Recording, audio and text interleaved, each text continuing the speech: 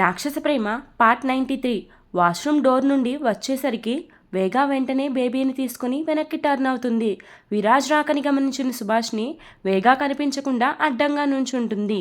Viraj కబోర్డ్లో towel తీసుకొని సుభాష్ని చూస్తాడు. ఏంటి పాపకి పాలు పట్టకుండా ఇక్కడ ఉన్నావు? పాప ఎక్కడా అని సీరియస్గా అడుగుతాడు సుభాష్నిని విరాజ్. పాల డబ్బా చేతిలోనే ఉండడంతో అది బాబు పాలు చాలా వేడిగా ఉన్నాయి, అందుకే కొద్దిగా కూల్ చేద్దామని సింక్ కింద పెట్టి వస్తున్నా అని చెప్తుంది సుభాష్ని.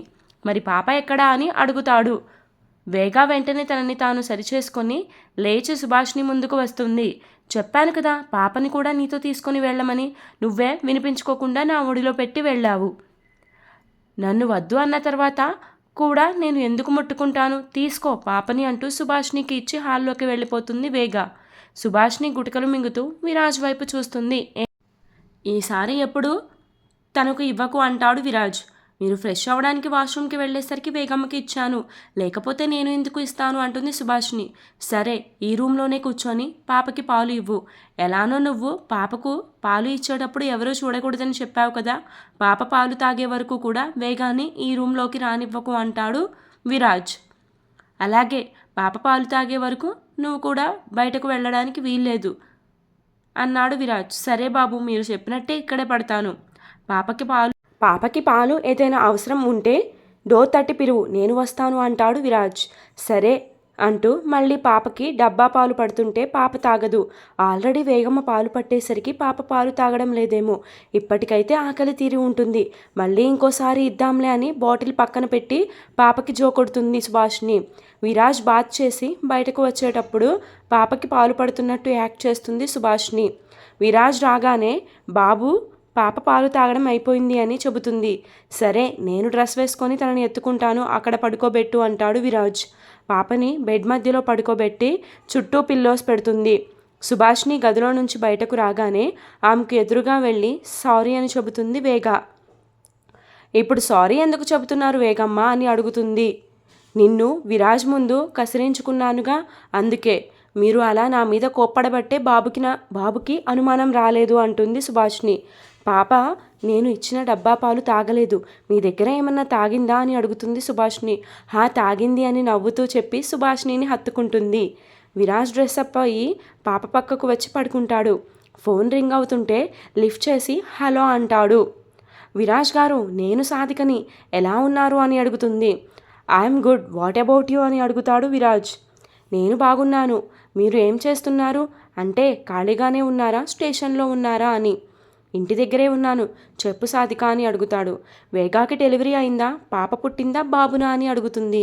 పాపాయి పుట్టి 9 days అవుతుంది అని చెప్తాడు విరాజ్. అవునా, ఇన్ని రోజులైనా నాకెందుకు కాల్ చేసి చెప్పలేదు అంటుంది. పాపకి 1 వారం రోజులు సీరియస్గా ఉంది, అందుకే ఎవరికి ఈ విషయం చెప్పలేదు. పాప హెల్త్ సెట్ అయిన తర్వాత చెప్దామని మా బామ్మకు కూడా చెప్పలేదు అంటాడు విరాజ్. ఇప్పుడు పాప వేగ ఇద్దరూ సేఫ్గానే ఉన్నారు కదా అని అడిగింది సాధిక. ఇద్దరూ సేఫ్గానే ఉన్నారు. సారీ విరాజ్ గారు, కష్ట సమయాల్లో మీకు నేను తోడుగా లేను అంటుంది. ఇట్స్ ఓకే, న్యూలీ మ్యారీడ్ కదా, నువ్వైనా ఏం చేస్తావు. నీరజ్ బయటకు వెళ్ళాడు, రేపు తనతో కలిసి మీ ఇంటికి వస్తాను అంటుంది. అన్నట్టు మొన్న ప్రణవ్ నెంబరు అడిగారు కదా, పంపించాను చూసుకున్నారా? చూశాను, ఎమ్మెల్యే గారితో పని ఉండి ప్రణవ్ నెంబర్ అడిగాను.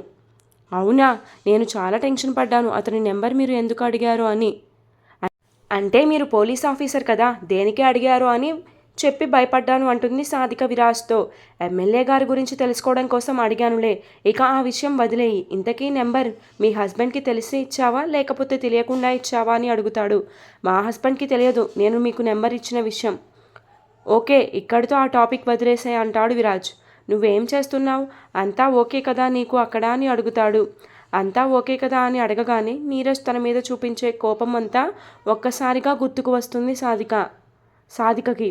నిన్నే సాధిక, ఏమీ మాట్లాడవే అని మళ్ళీ పిలుస్తాడు విరాజ్. ఆలోకే అన్నయ్య అని నవ్వుతుంది. నీరజ్ ప్రణవ్ ఫ్రెండ్ అయ్యేసరికి కొద్దిగా అతని మీద కూడా అనుమానం ఉంటుంది విరాజ్కి.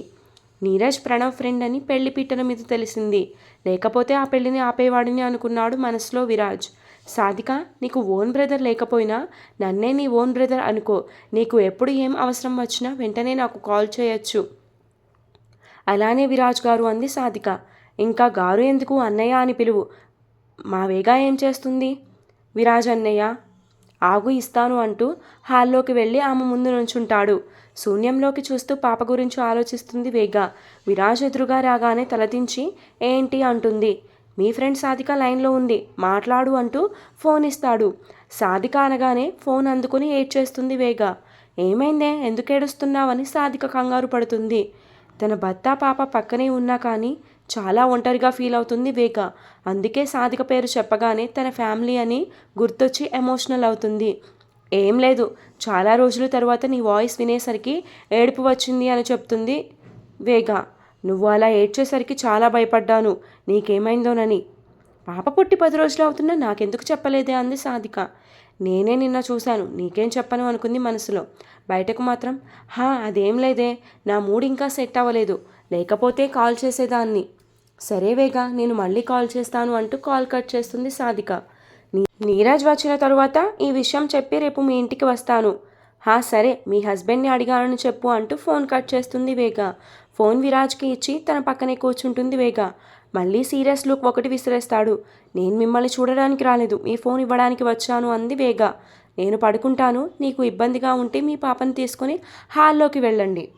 నేను నా పాప ఎక్కడికి వెళ్ళాం, కావాలంటే ఆ మూలను పడుకో అని బెడ్ చివరన వేలు చూపిస్తాడు విరాజ్. వేగా మూతి తిప్పుతూ బెడ్కి చివరన పడుకుంటుంది. అరగంట వరకు అక్కడే ఉండి హాల్లోకి వస్తాడు విరాజ్. విరాజ్ బయటకు వెళ్ళాడు అని తెలియగానే వేగా పాప వైపుకు టర్న్ అవుతుంది. ఏంటో నా పాపని పక్కన పెట్టుకొని కూడా ఎన్ని వేషాలు వేయాల్సి వస్తుందో, అంతా నా కర్మ అనుకుంటూ పాప నుదుటి మీద ముద్దు పెడుతుంది. ఈ తల్లిని క్షమించమ్మా, క్షమించమ్మా, ఒకప్పుడు నిన్ను కనడానికి కూడా ఇష్టపడలేదు నేను. అంతా ఆ ఇడియట్ ప్రణవ్ వలనే. వనితక్కకి అన్యాయం చేసింది విరాజ్ అనుకొని పగ తీర్చుకోవాలి అనుకున్నాను. విరాజ్ కాదు ప్రణవ్, ఇంకా అతని స్నేహితుడని తెలిసాక ఇంకెలా వదులుతాను? వాళ్ళిద్దరినీ ఖచ్చితంగా చంపేస్తా అని ఏడుస్తూ ఉంటుంది. విరాజ్ లంచ్ చేసి లోపలికి వస్తుంటే వేగా సైడ్కి తిరుగుతుంది. విరాజ్ పాప పక్కన పడుకొని అలానే చూస్తుంటాడు. నైట్ ఎప్పటికో నీరజ్ ఇంటికి వస్తాడు. అతనికి భోజనం వడ్డించి వేగాకి పాప పుట్టిన విషయం చెప్తుంది. ఈసారి కాల్ చేస్తే కంగ్రాచులేషన్స్ చెప్పానని చెప్పు అంటాడు నీరజ్ సాధికతో. ఆ కంగ్రాచులేషన్స్ ఏదో మనం డైరెక్ట్గా వెళ్ళి చెప్దాము నీరజ్. రేపు 1 గంట మీ పనులన్నీ పెండింగ్లో పెట్టుకోండి ప్లీజ్, మనం వేగా దగ్గరికి వెళ్ళి పాపని చూసి వద్దామంటుంది. నువ్వు ఇంట్లో నుంచి కదలడానికి వీల్లేదు, ఎక్కడికి తీసుకువెళ్ళను, సైలెంట్గా ఇంట్లో కూర్చో.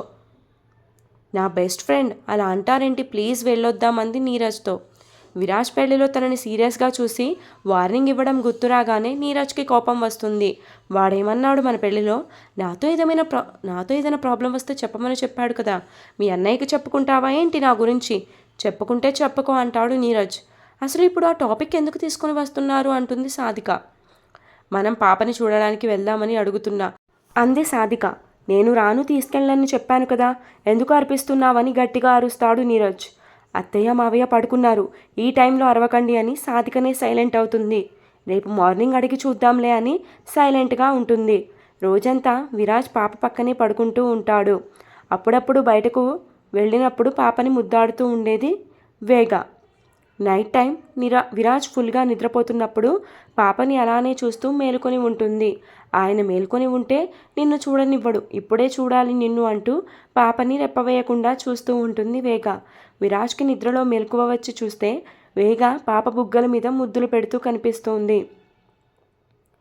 నిద్రలో ఉండేసరికి అతను చూసేది నిజమో కాదోనని కళ్ళు నులుముకుంటాడు విరాజ్.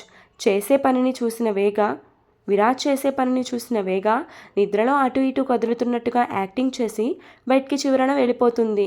విరాజ్ కళ్ళు తెరిచి చూసేలోపు వేగ బెడ్ చివరన ఉంటుంది. ఇదేంటి, ఇప్పుడే కదా నాకు వేగ పాపని ముద్దు పెట్టుకున్నట్టుగా కనిపించింది, అంతలోనే చివరికి ఎప్పుడు వెళ్ళిపోయింది? నేను చూసింది నిజమా కల్లోనా అని లేచి కూర్చుంటాడు. అతని కదలికలు బట్టి మేల్కొని ఉన్నాడని వేగాకి అర్థమవుతుంది. డౌట్ వచ్చిందా ఏమిటి విరాజ్కి? ఒకవేళ ఇంతకిలా చేశావని అడిగితే నిద్రలో ఏమైనా చేశానేమో అని తప్పించుకోవాలి అనుకుంది వేగ. ఇప్పుడు వచ్చింది కళ అయినా సరే, ఈ రాక్షసి నిజంగానే మధ్యలో లేచి నా పాపని తాకుతుంది. వేగా స్పర్శకి అలవాటు పడితే మళ్ళీ నా పాప ఏడవడం మొదలు పెడుతుంది. వీలైనంత త్వరగా దీన్ని ఇక్కడి నుంచి పంపించాలి. నా పాపని దీనికి అనుక్షణం దూరంగా ఉంచాలి అనుకుంటూ పాపని తన వైపుకు పడుకోబెట్టుకొని పిల్లో అడ్జస్ట్ చేస్తాడు విరాజ్. ఎటువంటి అలికిడి లేకపోయేసరికి 10 నిమిషాలకి పాప వైపుకు తిరిగి చూస్తుంది వేగ. పాప కనిపించకపోయేసరికి టెన్షన్గా లేచి చూస్తుంది. విరాజ్ తన పక్కన పడుకోబెట్టుకోవడం చూసి మూతి తిప్పుతుంది. అమ్మ, నా మొగుడు చాలా కుళ్ళుబోతుడులా ఉన్నాడు. నా పాపని టచ్ కూడా చేయనివ్వడం లేదు. అతన్ని అని ఏం లాభం? అంతా నేను చేసుకున్నదేగా అనుకొని ఫీల్ అవుతుంది. పాప పక్కన లేకపోయేసరికి వేగాకి నిద్ర పట్టదు. అలానే తనని చూసుకుంటూ బెడ్ రెస్ట్కి ఆనుకొని నిద్రపోతుంది. నెక్స్ట్ డే పాప ఏడుపు సౌండ్ వినిపించి మేలుకుంటుంది వేగ. పాప ఏడుస్తుంటే తన మనసు విలవిలలాడిపోతుంది. ఎప్పుడు తనని ఎత్తుకుందామా అని అల్లాడుతూ ఉంటుంది. పాపని టచ్ చేస్తే కనీసం రూమ్లో కూడా ఉండనివ్వడేమో అని భయంతో పాప దగ్గరికి వెళ్లకుండా అలానే ఉంటుంది వేగ. పాప గుక్క పెట్టి ఏడుస్తుంటే విరాజ్ మత్తు నిద్రలో పడుకొని ఉంటాడు. అయ్యో, ఇతను చూస్తేనేమో నిద్రపోయాడు, పాప ఏమో ఏడుస్తుంది, ఇప్పుడు ఎలా అని టెన్షన్ పడుతుంది వేగ. పాప అంతలా ఏడుస్తుంటే నిద్ర ఎలా పడుతుందో నని కోపంగా విరాజ్ని తట్టి లేపుతుంది. వేగ, డోంట్ డిస్టర్బ్ మీ, నువ్వు చనువు ఎక్కువ తీసుకుంటున్నావని కోపంగా వేరే వైపుకు తిరిగి పడుకుంటాడు విరాజ్. పాప ఏడుస్తుంది విరాజ్, లే చూడు అని మళ్ళీ లేపుతుంది. విరాజ్ చెవికి ఎక్కవు వేగ మాటలు. పాప ఏడుపుని చూడలేక ఎలాగైనా విరాజ్ని లేపాలి అని అతని నడుము మీద గిల్లుతుంది. అబ్బా రాక్షసి అంటూ రుద్దుకుంటాడు విరాజ్. నేను కాదు, మీరు రాక్షసుడు. నా పాపని ముట్టుకొనివ్వడం లేదు. మీరు వద్దన్న తర్వాత కూడా ఎందుకులే ముట్టుకోవడం అని చెప్పి మీకు రెస్పెక్ట్ ఇచ్చి ఆగితే మీరేమో మత్తుగా పడుకున్నారు. 5 minutes నుంచి పాప గుక్క పట్టి ఏడుస్తుంది. మీరు కనుక ఇప్పుడు లేచి తనని ఓదార్చకపోతే నేనే ఎత్తేసుకుంటాను నా పాపని చూసుకుంటా అనేసరికి టక్కున లేచి కూర్చుంటాడు విరాజ్.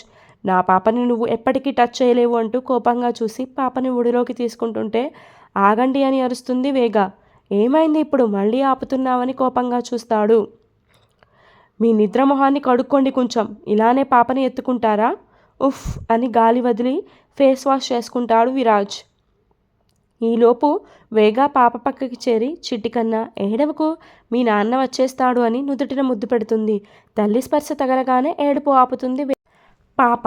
విరాజ్ వచ్చేసరికి పాప ఏడుపు ఆపేసరికి షాక్ అవుతాడు. ఇప్పటిదాకా ఏడ్చిందిగా, ఇప్పుడు ఎలా కామ్ అయింది అంటాడు విరాజ్. మీ నాన్నకి నిన్ను పట్టించుకునే ఉద్దేశం లేదు, మత్తుగా నిద్రపోతున్నాడు. నువ్వే ఏడుపు ఆపేసి ఉండు అని చెప్పేసరికి పాప ఏడుపు ఆపింది అని వెటకారంగా చెప్తుంది వేగ. వెటకారం చాలా ఎక్కువ అవుతుంది, వెళ్ళు ఇక్కడ నుండి ముందు అని కోపంగా అరుస్తాడు విరాజ్. నాకు ఇక్కడ ఉండాలని ఏమీ లేదు అంటూ వాష్రూమ్కి వెళ్ళి బ్రష్ చేస్తుంది వేగ. సుభాష్ని టిఫిన్ ఫినిష్ చేసి విరాజ్ని పిలుస్తుంది తినడానికి. ముందు పాపకి పాలు పట్టించు, నేను తర్వాత తింటాను అని చెబుతాడు. డైనింగ్ టేబుల్ మీద అన్నీ అరేంజ్ చేశా బాబు, ఇదిగో పాల డబ్బా కూడా తెచ్చాను, మీరు వెళ్ళండి అంటుంది సుభాష్ని.